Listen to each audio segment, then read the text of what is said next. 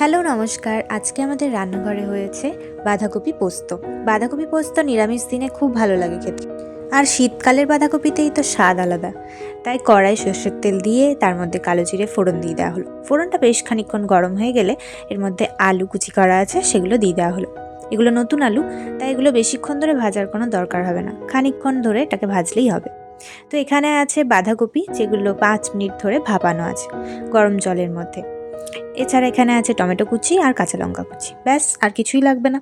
তো এখানে আলুগুলো খানিকক্ষণ ভেজে নেওয়া হয়েছে, বেশি একদম লাল লাল করে ভাজার কোনো প্রয়োজন নেই। এর মধ্যে টমেটো কুচিগুলো এবার দিয়ে দেওয়া হলো, আর তার সাথে কাঁচা লঙ্কা চেরা, যেগুলোকেও খুব ভালো করে আলুর সাথে একটু ভেজে নিতে হবে, যাতে তাদের কাঁচা গন্ধ চলে যায়। এবার এই বাঁধাকপি ভাপানো যেগুলো ছিল এইগুলো সব দিয়ে দেওয়া হলো।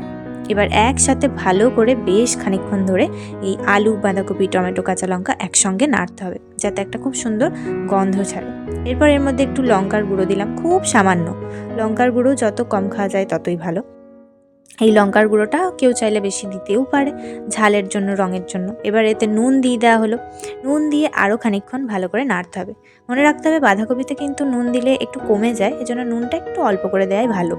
তো পরে লাগলে না হয় বেশি দিয়ে দেওয়া যাবে। ভালো করে ভাজা হয়ে যাওয়ার পর এবার জল ঢেলে দেওয়া হলো, আর এটাকে খানিকক্ষণ সেদ্ধ করতে দিতে হবে। তো চাপা দিয়ে সেদ্ধ করতে দেওয়া হলো। সেদ্ধ হয়ে গেছে।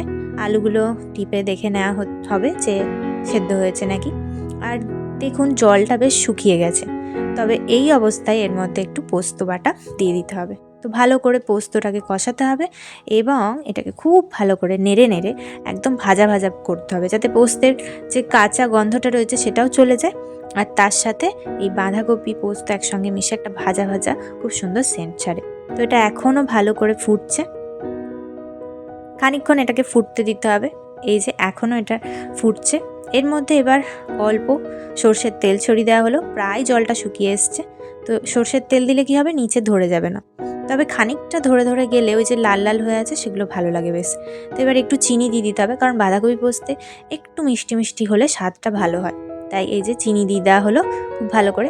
এখানে জলটা একটু কম দিলেও হতো, তাহলে আরও একটু ভাজা ভাজা হতো, জিনিসটা ঝরঝরে হতো আর কি। তো মোটামুটি পোস্ত হয়ে গেছে, পোস্তটা নামিয়ে নেওয়া হলো। আর এই সর্ষের তেল আর চিনিটা দেওয়ার জন্য না খুব ভালো লাগবে খেতে। চিনিটা একটু বেশি করে দেবেন, কারণ বাঁধাকপি নিরামিষ খাবার, তো তার জন্য চিনিটা একটু বেশি দিলে খেতে ভালো হয়। হয়ে গেছে আমাদের বাঁধাকপি পোস্ত, বেশ ভালো খেতে।